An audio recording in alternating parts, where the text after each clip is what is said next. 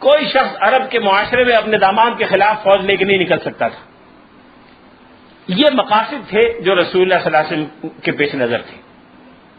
پھر رسول اللہ صلی اللہ علیہ وسلم کی اولاد مبارکہ آل، پھر حضور علیہ السلام نے جس معاشرت اور معیشت کا قیام فرمایا، جو انتظامات اور ادارات حضور نے قائم کیے، جو وثائق اور دستاویزات حضور کے زمانے سے آج تک چلے آ رہے ہیں، جن کو لکھنے والوں نے الگ الگ کتابوں میں مرتب کیا ہے. پھر حضور کے خصائل، شمائل، خصائص اور فضائل، یہ وہ چیزیں ہیں جن پر سیرت کی ہر بڑی کتاب مشتمل ہے. لیکن یہ نہ سمجھیے گا کہ سیرت صرف اسی کا نام ہے، بلکہ علماء کرام نے یہ کوشش کی کہ ہر وہ چیز جس کا چاہے کوئی خاص تعلق براہ راست حضور علیہ السلام کی ذات گرامی سے نہ ہو، لیکن بالواسطہ تعلق بھی ہو، تو اس کو بھی سیرت کے مطالعے کے دائرے میں لایا جائے. یہاں تک کہ وہ چیزیں کہ جن کا کوئی اثر حضور کے پیغام کو سمجھنے یا اس پر عمل کرنے میں نہیں پڑتا، اگر وہ معلومات نہ بھی ہوتی تو شاید سیرت میں کوئی کمی نہ ہوتی، لیکن سیرت نگاروں کی ذاتی محبت، ذاتی عقیدت اور غیر معمولی احترام اور غیر معمولی اہتمام نے وہ چیزیں بھی مرتب کرائی. اور یہ غیر معمولی محبت اور اہتمام صحابہ کرام کے زمانے سے چلا آ رہا تھا. یہ بات میں نے اس لیے کہی کہ ہم مسلمانوں میں سے ہر ایک اس بات کو جانتا ہے، اور ہر مسلمان کو، گنہگار سے گنہگار مسلمان کو اس کا اندازہ ہے کہ ذات رسالت مآب کے لیے عقیدت اور احترام اور عظمت کے کون سے جذبات و احساسات ہیں جو مسلمان کے دل میں پنہا ہوتے ہیں. اس سے کوئی مسلمان غافل نہیں ہے، ناواقف نہیں ہے. لیکن چونکہ مغربی مستشرقین اکثر اس سے ناواقف ہیں، انہوں نے کبھی اس کا احساس ہی نہیں کیا. بڑا گھسا پیٹا سا مصرع ہے ایک دوسرے سیاق و سباق میں کسی نے کہا تھا، لیکن ہائے کمبخت تو نے پی ہی نہیں. ایک مستشرق نے پوری کتاب اس پہ لکھ دی کہ رسول اللہ صلی اللہ علیہ وسلم کا جو تصور قدیم سیرت نگاروں کے ذہن میں تھا، وہ تو محض ایک فرما روا اور قبائلی لیڈر کا تھا، ایک بڑے ریفارمر کا تھا. لیکن بعد کی نسلوں نے محمد علیہ السلام کو آئیڈیلائز کیا، ان کو ایک آئیڈیلائز کیا اور ایک لیئر ان کی شخصیت پہ بٹھا دیا. پوری کتاب اس موضوع پہ لکھی ہے کہ اصل اس نے کہا، اس نے فرق کیا ہے کہ ریئل محمد، ہسٹوریکل محمد، آئیڈیلائز محمد اور آئیڈیلائز محمد. نعوذ باللہ من ذالک، نہ مسلمانوں نے کوئی چیز آئیڈیلائز کی نہ آئیڈیلائز کی، یعنی حضور کو دیوتا بنا دیا، آئیڈل بنا دیا، اور پھر اس کی لیئر اور سطحیں اس نے گنوانے کی کوشش کی ہے. یہ وہ چیز ہے جس کا کوئی اندازہ اس وقت تک ہو ہی نہیں سکتا کسی غیر مسلم کو، جب تک اس کو مسلمانوں کے احساسات اور جذبات کا حقیقی ادراک اور علم نہ ہو. بعد کے سالوں میں شروع میں تو چھوٹی چھوٹی کتابیں آئیں، کسی ایک پہلو پر، دوسرے پہلو پر، تیسرے پہلو پر. جو یہ سارا مواد جمع ہو کے متداول ہوتا گیا، لوگوں کے لیے دستیاب ہوتا گیا، بعد میں آنے والوں کے لیے آسان ہو گیا کہ اس سارے مواد کو یکجا جمع کر لیں. 8ویں 10ویں صدی ہجری تک آتے آتے سیرت کی کتابیں 10 جلدوں میں، 12 جلدوں میں، 15 جلدوں میں لکھی جانے لگیں. ان میں سے بعض کا تذکرہ میں کروں گا انشاءاللہ.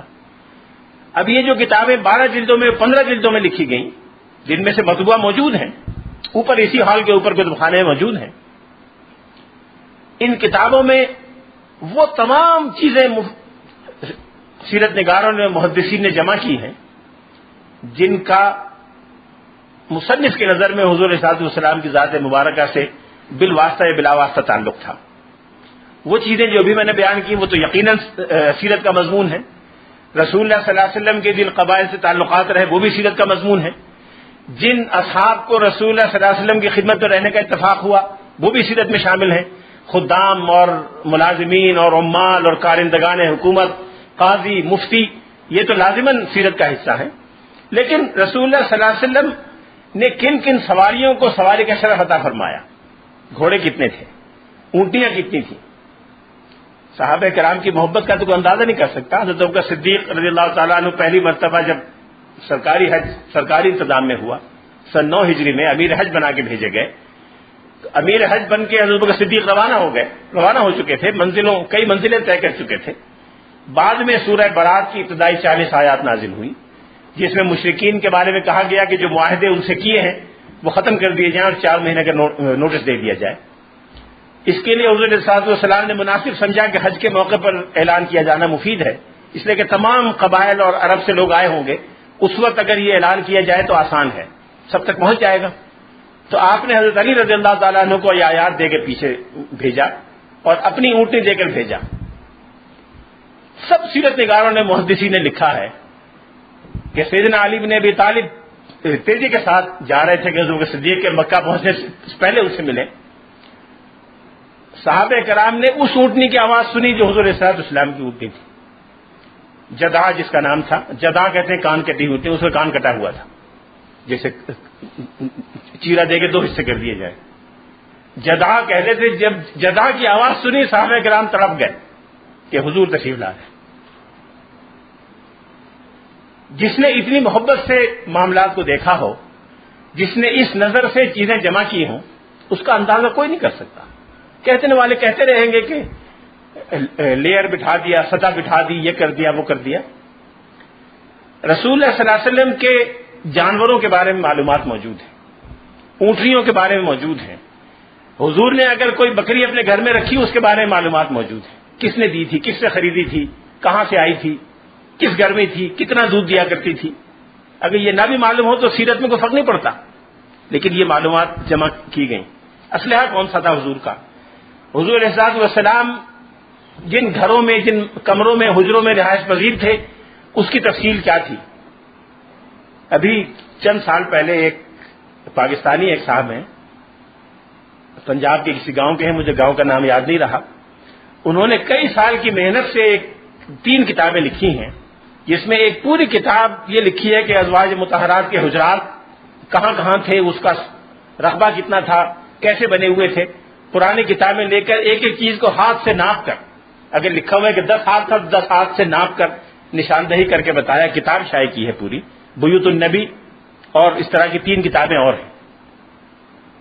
یہ چیزیں آج تک چلی آ رہی ہیں اور یہ سب چیزیں سیرت مبارکہ کا حصہ ہے.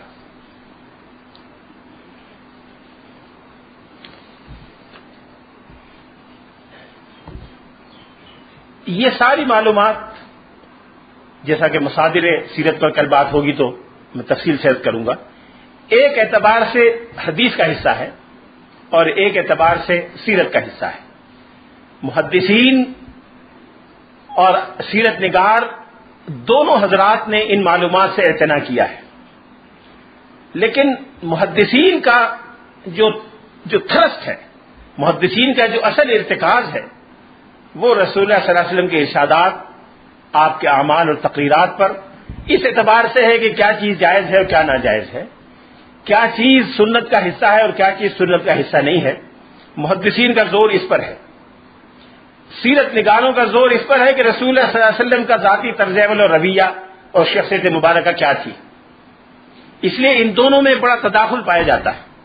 بہت سے موضوعات ہیں جو حدیث کا حصہ بھی ہیں، سیرت کا حصہ بھی ہیں. کچھ موضوعات ہیں جو صرف حدیث کا حصہ ہیں اور سیرت کا حصہ نہیں ہیں. کچھ موضوعات صرف سیرت کا حصہ ہیں اور حدیث کا حصہ نہیں ہیں. یہ وجہ ہے کہ حدیث کی ہر بڑی کتاب سیرت کے بارے میں بڑی قیمتی معلومات پر مشتمل ہے. حدیث کی کوئی کتاب ایسی نہیں ہے جس میں سیرت کے بارے میں بنیادی معلومات موجود نہ ہوں اور وہ سارے بنیادی مسائل اور اسٹرکچر جس کو کہہ سکتے ہیں علم سیرت کا ڈھانچہ، وہ سارا کا سارا علم حدیث کی بنیاد پر محدثین نے انتہائی چھان پھٹک کے بعد ایک ایک راوی کی جرح اور تحقیق کے بعد مرتب کر دیا ہے.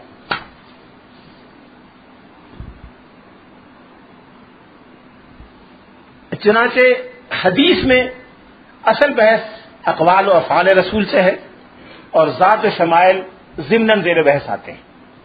سیرت میں ذات و شمائل رسول اصلاً زیر بحث آتے ہیں، اقوال و افعال سے ضمناً اور طبعاً بحث ہوتی ہے. طبعاً یعنی تیز ہے. پھر جو چیز ذات رسالت مآب سے جتنا قریب ہے اتنا ہی وہ سیرت کے اصل صمیم میں شامل ہے. جو چیز جتنی قریب ہے اتنی کور میں شامل ہے اور جتنی دور ہے اتنی پیریفری پر ہے. یہ سیرت نگاروں کا اسلوب اور ان کے معاملات کی وسعت ہے۔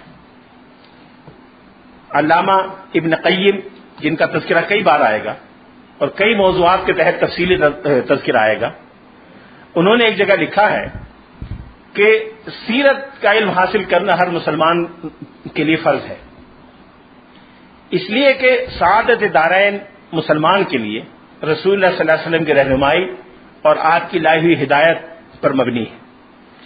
لہذا ہر وہ شخص جو اپنے لیے سعادت کا طالب ہے، اپنا خیر خواہ ہے، اپنی نجات چاہتا ہے، وہ رسول اللہ صلی اللہ علیہ وسلم کی لائی ہوئی ہدایت، آپ کی سیرت اور آپ کے معاملات سے واقفیت حاصل کرے۔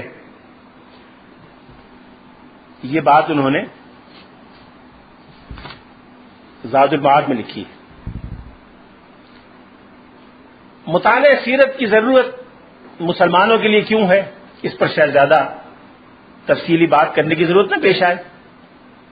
ایک مسلمان رسول اللہ صلی اللہ علیہ وسلم کی ذات گرامی کو قانون اور شریعت کا ماخذ سمجھتا ہے۔ ایک مسلمان کے ایمان کا یہ حصہ ہے کہ رسول اللہ صلی اللہ علیہ وسلم کی اطاعت میں ہی نجات ہے۔ وَإِن تُطِيعُوهُ تَهْتَدُوا، ہدایت کا ذریعہ صرف اور صرف اطاعت نبوی ہے۔ اسوہ حسنہ اگر کسی مسلمان کے لیے کوئی ہے تو وہ صرف رسول اللہ صلی اللہ علیہ وسلم کی ذات گرامی میں ہے۔ اللہ کی اطاعت اگر ہو سکتی ہے تو صرف حضور علیہ الصلوۃ والسلام کی اطاعت کے ذریعے ہو سکتی ہے، اس کے علاوہ اللہ کی اطاعت کا کوئی اور ذریعہ یا راستہ نہیں ہے۔ اس اسوہ حسنہ کے 3 بنیادی مصادر ہیں۔ اگر مسلمان اسوہ حسنہ کی پیروی کرنا چاہتا ہے، اسوہ حسنہ کا انگریزی ترجمہ کر سکتے ہیں role model, the best role model, the only role model. اگر کوئی رول ماڈل ہے تو وہ رسول اللہ صلی اللہ علیہ وسلم کی ذات گرامی ہے، اور وہ 3 ذریعے سے ہم تک پہنچی ہے۔ سب سے پہلے قرآن مجید، جس کے بارے میں حضرت عائشہ صدیقہ کا یہ ارشاد ہم نے سنا، کان خلقہ القرآن، آپ کے اخلاق وہی تھے جو قرآن پاک میں تحریر ہیں۔ دوسرا ماخذ حدیث و سنت کے وہ ذخائر جس کے جمع کرنے اور مدون کرنے پر ہزاروں انسانوں نے اپنی زندگی کے سال ہر سال اور ہزاروں دن اور ہزاروں مہینے قربان کیے، اور وہ ذخائر آج ہم تک پہنچے۔ اور تیسرا بڑا ماخذ ہے سیرت مبارکہ اور رسول اللہ صلی اللہ علیہ وسلم کے وہ شمائل و خصائل جن کا تذکرہ آئندہ 12 دنوں میں 11 دنوں میں انشاءاللہ کرنے کی سعادت ہم سب حاصل کریں گے۔ آج کا دور ایک عالمگیریت کا دور ہے۔ آج ایک عالمگیر نظام کی ضرورت دنیا محسوس کر رہی ہے۔ کچھ لوگ بدنیتی سے عالمگیریت کے علمبردار بنے ہوئے ہیں۔ کچھ لوگوں کی زبان سے عالمگیریت کا لفظ جب سنتے ہیں تو سیدنا علی بن ابی طالب کا وہ جملہ یاد آتا ہے، کلمۃ حق ارید بها الباطل۔ بات تو صحیح ہے لیکن نیت اور مقصد غلط ہے۔ اور بارہا ایسا ہوتا ہے، سیدنا علی بن ابی طالب اگر یہ جملہ ارشاد نہ فرماتے تو شاید اس طرح کی شرارتوں کی معنویت کا صحیح اندازہ نہ ہوتا۔ بعض اوقات ایک حق بات کہی جاتی ہے